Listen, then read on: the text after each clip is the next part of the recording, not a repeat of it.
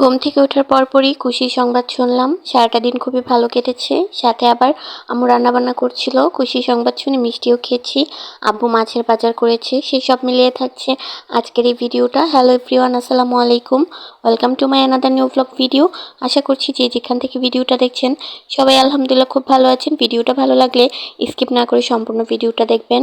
সকালবেলা হচ্ছে আব্বু এই গুঁড়া মাছগুলো নিয়েছে। এই মাছগুলো হচ্ছে আম্মু বসে বসে কেটেছিল।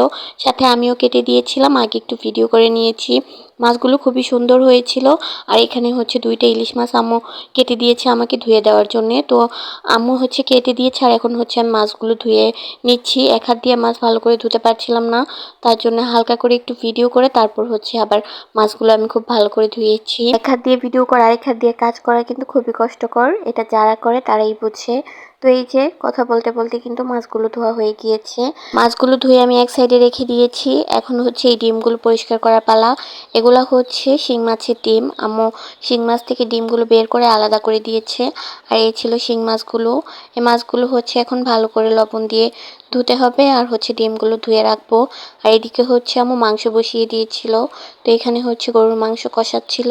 তা আমি হচ্ছে আম্মু কি যেন কাজ করতেছিল, তার জন্য আমি হচ্ছে এখানে একটু নাড়াচাড়া দিচ্ছিলাম, না হলে নিচ দিয়ে লেগে যাবে। তো এখানে হচ্ছে কিছুক্ষণ আমি নেড়ে দিয়েছি। তারপর আম্মু যখন চলে আসে তখন আম্মুর হাতে দিয়ে দিই। এই যে এখন হচ্ছে আম্মু মাংসটাকে খুব ভালো করে কষিয়ে নিচ্ছে। তো মাংস কষানো হয়ে গেলে এখানে হচ্ছে মাংসের মধ্যে আম্মু আলু দিবে। আলু দিয়ে গরুর মাংস কে কে খেতে পছন্দ করেন অবশ্যই সবাই কমেন্টের মাধ্যমে জানাবেন। আমাদের বাসায় মাংসর থেকে বেশি আলুই খাওয়া হয়ে যায়। আলু আগে শেষ হয়ে যায় কিন্তু মাংস শেষ হয় না। তো আম্মুকে বলতে একটু বেশি করে আলু দিও। বিশেষ করে আমার কাছে মাংস থেকে আলু খেতে বেশি ভালো লাগে। আপনারা কে কে গরুর মাংসের আলু খেতে পছন্দ করেন অবশ্যই সবাই কমেন্টের মাধ্যমে জানাবেন। তো আলু দিয়ে হচ্ছে গরুর মাংস রান্না করেছে ওই দিন। মাছ ভাজি করেছিল, শুটকির ভর্তা ছিল, ডাল ছিল। তো এটাই ছিল ওই দিনের দুপুরের খাবার। তো আমি হচ্ছে ফার্স্টে শুটকির ভর্তা আর ইলিশ মাছ দিয়ে খেয়েছি, তারপর হচ্ছে গরুর মাংস নিয়েছি। আর ওই দিনের মাংস রান্নাটাও এত মজা হয়েছিল যা বলার বাহিরে। আর শুটকির ভর্তা দিয়েও ভাত খেতে ভালো লাগছিল। ঝালটা একটু কম ছিল কিন্তু তারপরে ভালো লেগেছে।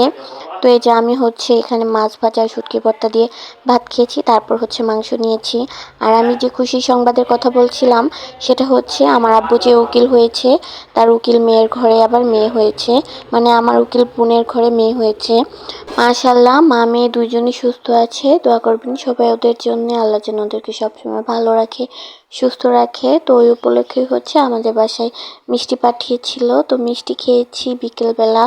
তারপর হচ্ছে এটা হচ্ছে রাত্রে প্রায় 10টা 10:30 বাজে। ওই সময় আমার ভাই হচ্ছে বলছিল যে চানাচুর মাখা খাবে।